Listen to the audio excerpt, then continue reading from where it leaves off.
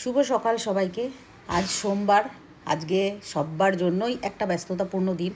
ফার্স্টে আজকে গুগলের এক্সাম শুরু হচ্ছে, তো সকাল থেকেই 6টা থেকে উঠে ওর মতন পড়তে বসে গেছে। আমরা সবাই উঠে গেছিলাম, কারণ মনা এখন যাবে কলকাতাতে। আজকে কলকাতাতে করুণাময়ীতে যাচ্ছে ও, ওখান থেকে একটা বিজনেস মিটিং আছে ওর, সেখানে অ্যাটেন্ড করতে যাচ্ছে। তো শ্যামলীতে করেই যাবে, না সরি শ্যামলী নয়, গ্রিন লাইনেও টিকিট আছে, 9টার সময় টাইম পাঞ্জাবি মোড় থেকে।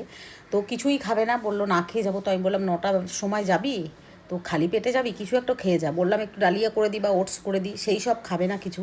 তো পাউরুটি ছিল, ব্রাউন ব্রেড ছিল, বললো একটু ব্রেড অমলেট করে দাও, তো সেটাই করে দিলাম। তাও এক পিস খেলো, বললো অম্বল টম্বল হয়ে যেতে পারে। আর এইটাতে আমি যেতাম ওর সঙ্গে, কিন্তু যেহেতু গুগলেরও এক্সাম, তো গুগল যাবে পরীক্ষা দিতে, বাড়ি আমার ফাঁকা রেখে তো আমি যেতে পারি না কোথাও।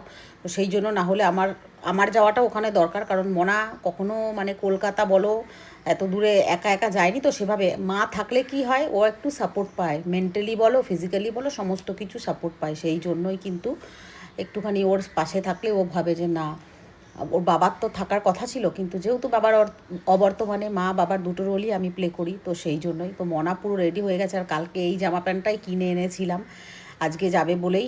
খুব সুন্দর লাগছে ওকে পরে। তোমরা সবাই বলো কেমন লাগছে। আর তার চেয়েও বড় কথা হলো, তোমরা কিন্তু আমার সাথে সাথে তোমরাও অবশ্যই আশীর্বাদ করো। তোমরা সবাই খুব ভালোবাসো ওদেরকে, তোমাদের আশীর্বাদও কিন্তু একান্ত দরকার। তো গাড়ি নিয়েই গেল, পাঞ্জাবি মোড়ে মিঠুন যাবে, মিঠুন গাড়িটা রিসিভ করে নেবে, আর মনা বাসে করে চলে যাবে। তো মনা বেরোনোর পরে আমি ব্রেকফাস্ট করছি। দুটো পাউরুটি সেঁকে নিয়েছিলাম, আর কলা ছিল, তো একটা কলা আর দুটো পাউরুটি সেঁকে এইটাই আমার ব্রেকফাস্ট হয়ে গেল। আজকে রান্নাও সেরকম নেই, মোটামুটি অল্প স্বল্পর ভেতরে রান্না করব, যেহেতু মনা অনেক রাতে ফিরবে। তখন ভাবছি গরম গরম কিছু একটুখানি করে খাবো তারপরে।